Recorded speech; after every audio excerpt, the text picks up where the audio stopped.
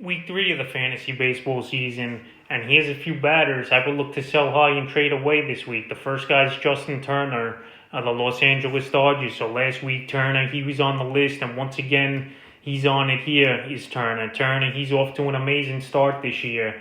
Ranked number 5 in fantasy baseball, 5 home runs, 16 RBIs, a 381 batting average, a 444 on base, and 14 runs scored. So Turner, he got a nice contract to come back to Los Angeles this offseason, and so far he's living up to it. But right now, he's up there in age at 36, and I don't think it's sustainable. He'll probably finish the season batting 280 to the 300 range, but right now he's hitting out of this world, this Turner, with all the singles. But the last few nights he slowed down, and I continue to believe the numbers will slow down, and he'll have a lot of 1-for-4s or 0-fers like he have been the last few games. So right now, if you could get something good for Turner, I would trade him. I wouldn't obviously just dump him off or anything, but if a right deal's out there, this would be the time to do it while he's batting 381, April 18th at San Diego, 0-for-3 with 3 strikeouts in that one.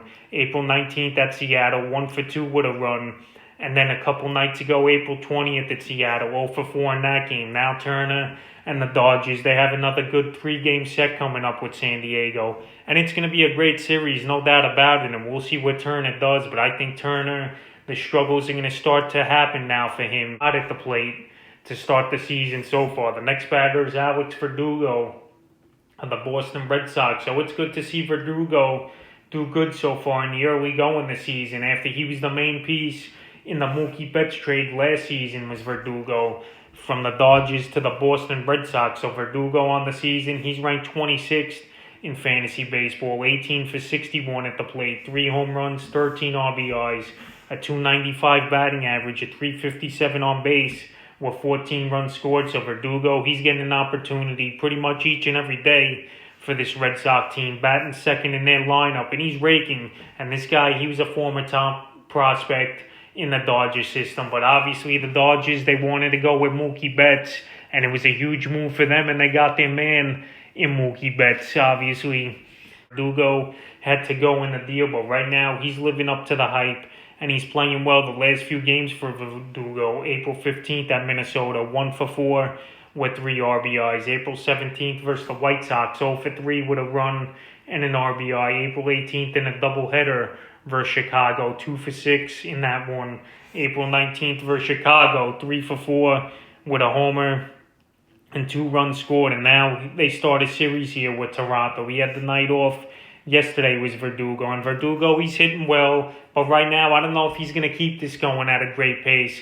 Even though the Red Sox, they're going to just keep putting him out there and batting him second each and every day. But if you can make a deal for a guy who's struggling, who you know is going to break out and could put Verdugo in it, I think that's the type of deal to make so far in the early going, because I think the numbers will drop down. And his batting average is only 295, but everything else he's contributing in a big way right now.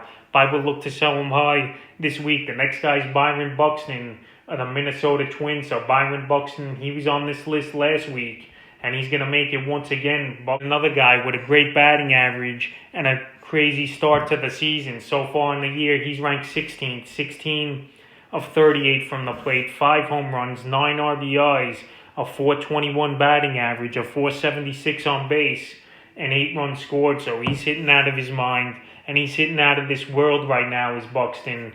But right here, a lot of ball games have been missed so far for Minnesota and been postponed. Buxton's last game before last night was April 13th, so pretty much he was off for a week. He was banged up with a little bit of an injury as well. And then the 3 postponed ball games here. But Buxton, he came back in the lineup yesterday at Oakland.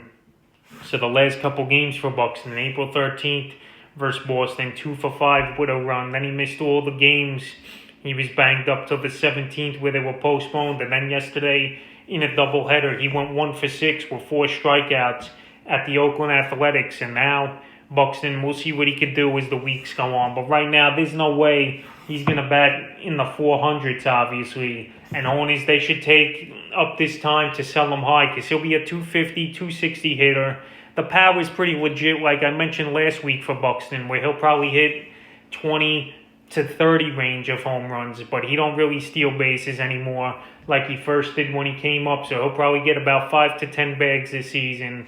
And like I said, he'll probably bat 250, 260 range. And his on base is a fluky one as well. But this season it's 421 average and a 476 on base, which isn't that great from an average to on base difference. Like last season, it was a 254 average and a 267 on base. So right now, while these numbers are out of control for Buxton, I think it's an easy sell high candidate, and you definitely could get a lot for him at this time. The next hit is Jared Walsh of the Los Angeles Angels. So right now, Walsh, he was a sleeper this season coming into fantasy drafts for me, and he hasn't disappointed at all as Walsh. Walsh, he's on a great tear this season so far for the Angels, ranked 23rd in fantasy baseball, 16 for 48 from the plate, 4 home runs, 13 RBIs, a 333 batting average, a 418 on base, and 10 runs scored. And last season, in the shortened year, we saw the power, and I think the power is legit here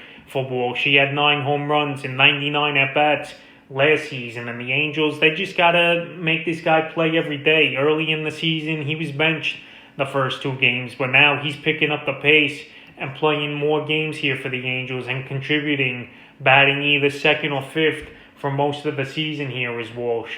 April 14th at Kansas City, 1 for 3 with an RBI. April 16th versus Minnesota, 2 for 4 with a homer and 3 RBIs. Then a few games were postponed. April 19th versus Texas, 1 for 3 with a run, and last night versus Texas, 1 for 4. So right now, Walsh, he's hitting the baseball well, but I think his batting average isn't going to be in the 300s this season. I could see him being a 260, 270 guy, and he could hit 25 to 30 home runs. No doubt about that his power is legit, but I just don't think his average is going to be that high. And right now, with his ranking at 23rd in fantasy baseball, he's definitely a sell high candidate, because I think he'll still be in the top 100, but I don't think he'll be in the top 20 to 30 range. And right now, this is a perfect time to sell him high in the 5th and final hitter. I would look to sell high this week's Mitch Haniger, the Seattle Mariners. So it's good to see Haniger have a bounce-back season so far this year. He's ranked 61st baseball, 23 for 73, 4 home runs, 14 RBIs, a 315 batting average, a 333 on base, and 13 runs scored. So those are good numbers for Haniger. But another guy like Buxton, where his batting average to on-base difference isn't much of a difference, and that's not a good sign. So he's a free swinger, and right now he's putting the ball in play and playing well. But I think Haniger, the numbers are going to drop, and they're going to go down. And we've seen it the last few seasons that his numbers aren't all that great, is Haniger. Last season he opted out, and the season before that, it wasn't great numbers, but it's good to see him off to a good start, like I mentioned. But he's definitely a sell-high candidate. I think he'll bat 250, 260, 20, 25 homers when it's all said and done. And the last few games for Haniger, April 16th versus Houston, he bats first in this lineup here for Seattle, 3 for 4 with a run and an RBI. April 17th, 0 for 4 versus Houston. April 18th, 2 for 4 with 2 runs and 3 RBIs versus Houston. Versus the Dodgers, April 19th, 0 for 4 with the sombrero. And April 20th, yesterday, versus Los Angeles, 1 for 4 in that one. So right now, the last 3 or 4 games, he's barely hitting the ball as Haniger, and he's going to come back down to earth. So right now, if I'm a Haniger owner, and there's a good trade out there, this is definitely the time to sell him off high, in my opinion, and get good value for him. So that's a few hitters I would look to sell high and trade off here in week 3 of the fantasy baseball season.